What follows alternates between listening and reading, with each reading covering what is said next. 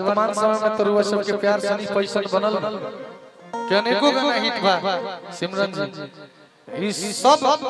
है ही लोग के प्यार है ई हम लोग के प्यार के हल उधार रहला नहीं पे प्यार संभाले के पड़ेला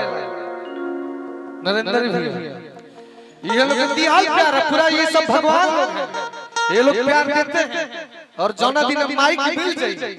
और माइक लेके बने लगबो तो लोग अपना प्यारा वाला ले ली और जब प्यार ले ली तो गली के कुत्ता के हाल हो जाए चिरकुट बटोरे लगो तो प्यार संभालना पड़ता है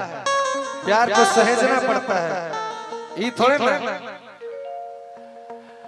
आज की मई को पकड़ला से गायक न कहई बाई बबुआ माइक मिल गई तो कुछ यहाँ सबकी इज्जत देखिए जी महाराज मन से रंडी फंडी कुछ अच्छा नहीं लगता है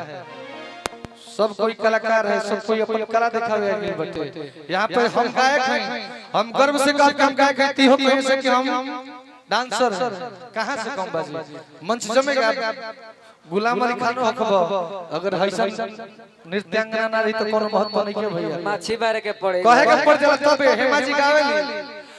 आज की माइक पकड़ला से गायक न कहईबो कि तू तो लफुए कहईबो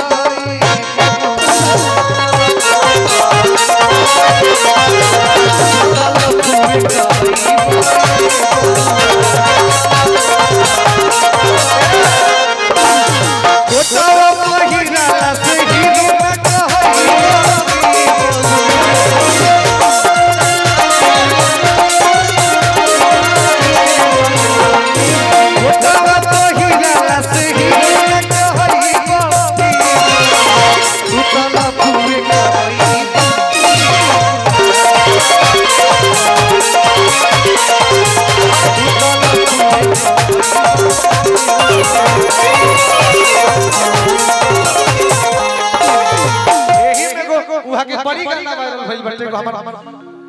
कि अब के बुझाई कि बबुआ फेल काहे भइले हो कि अब के बुझाई बबुआ फेल काहे भइले हो अरे कि पढ़े के उम्र में खेला एने ओने कइले दोस्ती वाला गाना होई महाराज अनेको गाना बटे सब गाना होई कि हमन के यारी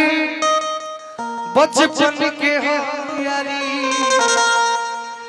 अरे यारी छुट्टियां बनवले जोन बोला ना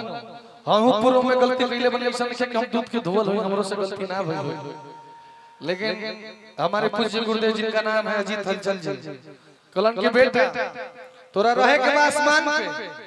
तोर कद भले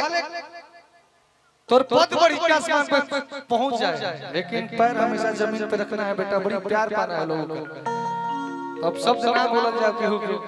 आज जब होइए जाए जब ओइसन होई जाला त हम छोड़बो ना करी लगे जब हो जाए त एगो मुक्तक कहल गइल बटे अरे कि नजरिए हया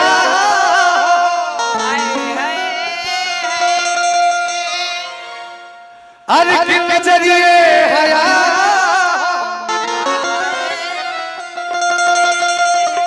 नजरिए गया अरे कि नजरिए हो मौत नजरिए सजा कि नजरिए नजर के नजर से मिला अरे कि नजरिए के मरल के हूँ बचियो न पावेला माने संस्कार माइक से चिल्लाई तबे बुझाई कि हम संस्कारी कहीं रहन सहन बता दी कि कौना परिवार से पूत के